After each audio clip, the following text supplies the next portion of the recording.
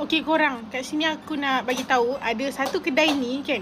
Dia memang jual makanan lauk lah. Basically dia lauk RTE yang sumpah sedap gila weh. Lepas tu portion dia boleh makan 2 ke 3 orang. So dia sangat berbala. Okay, cuma harga dia agak pricey sikit lah, belas-belas. Okay, so jom ada tunjukkan macam mana packaging dia. So inilah lauk yang ada cakap tu. Okay, dekat sini paling sedap kan dia punya daging salai dengan dia punya daging belado. Okay, tapi daging belado dah habis, dah makan semalam. So hari ni ada just tunjuk apa yang ada sahaja. Ini aku tak dibayar tau. Aku tidak dibayar ke, aku tak dibagi free ke apa tidak. Ni memang duit sendiri terbang beli benda lah ni sebab dia terlalu craving.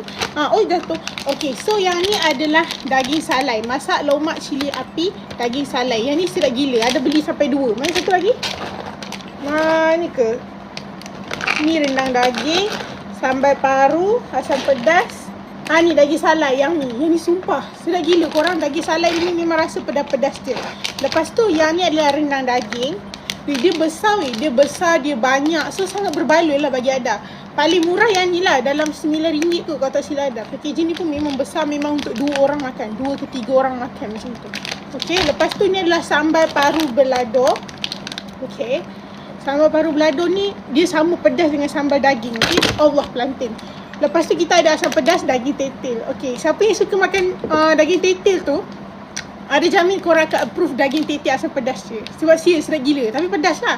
Okay, masakan daripada Dapur Go ni dia pedas-pedas. Pedas-pedas yang untuk orang taraf kita kalau makan ramen, taraf kita yang carbonara tu, gitulah dia punya tahap pedas dia. So orang yang boleh makan ramen carbonara tu, dia boleh lah makan makanan-makanan daripada Dapur Go ni. Okay, last sekali adalah sambal daging salai dia. Tetapi hari ni kita tak nak makan banyak-banyak, kita just nak makan ni masak lemak daging salai dia sahaja. So, kita cuma memerlukan 3 benda je. Yang pertama adalah ais freezer. Tak kisahlah air apa yang korang ada. Macam ada ais freezer, malas nak pergi ambil kat luar. So, periuk. And then last sekali adalah daging salai ni, okay. Dia punya packaging, dia dah ada siap tepi tau. So, korang just tarik je dia. So, ni yang best ni. Dapur Go memang bagus lah. Mencipta benda-benda yang sangat mudah, okay. So, dia punya packaging macam ni, besar. Banyak gila, nampak? Gitu. So dia sangat besar, okay.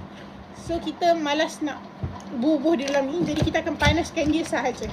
Kau tungging je di dalam ni. Lepas tu kau ambil air, and then you just pull out. Just ni je lah, siram atas dia. Lepas tu kau tutup je. Okay, jap bagi Ada pasang dia punya pelak utama ke switch dia, okay.